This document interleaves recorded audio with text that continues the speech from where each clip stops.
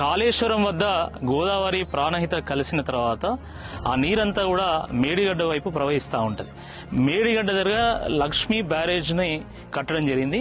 దానికంటే ముందే కన్నెపల్లి వద్ద ఒక లక్ష్మీ పంప్ హౌస్ నిర్మాణం చేయడం జరిగింది. ఈ లక్ష్మీ పంప్ హౌస్లో 17 పంపులు ఉన్నాయి. ఈచ్ పంపు 2219 క్యూసెక్ల వాటర్ని డ్రా చేస్తుంది. 40 మెగావాట్ల కెపాసిటీ కలిగినటువంటి పంపు ఈచ్ పంపు. అంటే మొత్తం 17 పంపులు 680 మెగావాట్ల కెపాసిటీతో మొత్తం పర్ డే 3 TMC వాటర్ని డ్రా చేసి ఈ పైపుల ద్వారా ఈ కాలువలో నీటిని పోస్తాయి. ఆ పోసినటువంటి నీరు కాస్త ఈ కాలువల ద్వారా మళ్ళీ అన్నారం బ్యారేజ్ దగ్గరికి వెళ్తాయి. అక్కడి నుంచి మళ్ళీ ఎత్తి నీళ్లు పోస్తే సుందిళ్ళకి వెళ్తాయి. అక్కడి నుంచి ఎత్తి పోస్తే ఎల్లంపల్లి వెళ్తాయి. అక్కడి నుంచి ఎత్తి పోస్తే వేరియస్ రిజర్వాయర్స్ ద్వారా, కెనాల్స్ ద్వారా, పంట పొలాల కాలువల ద్వారా మొత్తం తెలంగాణ అంతటికి కూడా ఈ నీరు చేరుతుంది.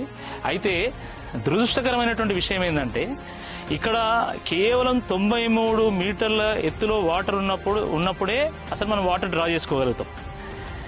ఆ గేట్లు ఎత్తినా కూడా ఏది మేడిగడ్డ వద్ద లక్ష్మీ బ్యారేజ్ వద్ద గేట్లు ఎత్తినా కూడా ఇక్కడ 100 మీటర్ల ఎత్తులో వాటర్ ఉన్నది. అంటే 100 మీటర్ల ఎత్తులో వాటర్ ఉన్నదంటే కన్నేపల్లి పంప్ హౌస్లో ఈ పంపులన్నీ కూడా ఆన్ చేయొచ్చు. ఈ వాటర్ను డ్రా చేసి మనం పంట పొలాలకు పంపించచ్చు. కానీ కేవలం రాజకీయ కారణాలతోని ఈరోజు కాంగ్రెస్ పార్టీ అంటే ప్రజల్ని కాళేశ్వరం కూలిపోయిందని నమ్మించడానికి ఈ పంపులను ఆఫ్ చేసింది. ఈ పంపులను పనిచేయకుండా చేసింది. ఈ నీరు కాస్త పంట పొలాలకు పోకుండా చేసింది. దానివల్ల మనం చూసిన ఎండాకాలంలో ఆల్రెడీ మొత్తం పంటలన్నీ కూడా ఎండిపోయినాయి. చాలా మంది రైతులు నష్టపోయారు. రైతులు ధర్నా చేసిన మాకు నీళ్లు ఇవ్వమని చెప్పేసి. అంటే ఒక బీడు పడ్డటువంటి తెలంగాణను పచ్చబడడానికి కేసీఆర్ గారు కాళేశ్వరం కడితే ఆ పచ్చబడ్డ తెలంగాణను కేవలం రాజకీయ కారణాలతోనే ఈరోజు బీడు పడేయడానికి కాంగ్రెస్ పార్టీ కంకణం కట్టుకొని మరి ఈ పంప్ హౌజులన్నింటినీ కూడా నిర్వీర్యం చేసేటువంటి ఒక ప్రయత్నం చేస్తూ ఉంది. మనం చూడొచ్చు. మనం ముందు ప్రాణహిత గోదావరి కలిసిన త్రివేణి సంగమం చూసినాం. అక్కడ నుండి మనము మేడిగడ్డకు పోతుంటే ఎక్కడి నుండైతే మనం సర్జిపూల్ ఉంటుందో ఆ సర్జిపూల్ నుండి మనం వాటర్ చేస్తామో అది కూడా చూసినాం. పంప్ హౌస్ చూసినాం. దాని తర్వాత ఆ పంప్ హౌస్ నుండి వాటర్ పోయేటువంటి కెనాల్ కూడా మనం చూస్తున్నాం.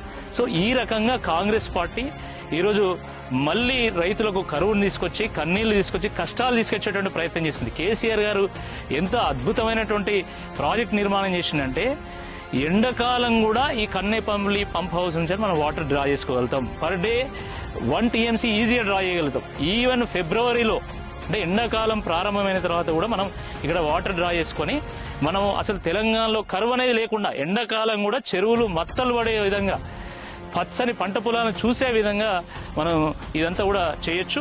కానీ కాంగ్రెస్ పార్టీ మనకు తెలిసిందే. కాంగ్రెస్ పార్టీ వచ్చిన కాంచెలు ఏం చేస్తున్నదో, కాంగ్రెస్ పార్టీ వచ్చిన దగ్గర నుండి కేసీఆర్ మీద బురద చల్లాలి, ఏ విధంగానైనా రాజకీయంగా వాళ్ళని ఎదుర్కోలేం కాబట్టి బురద చల్లి ఎదుర్కోవాలనేటువంటి దురుద్దేశంతోనే రైతులను నష్టపరిచేటువంటి కార్యక్రమం చేస్తా ఉంది.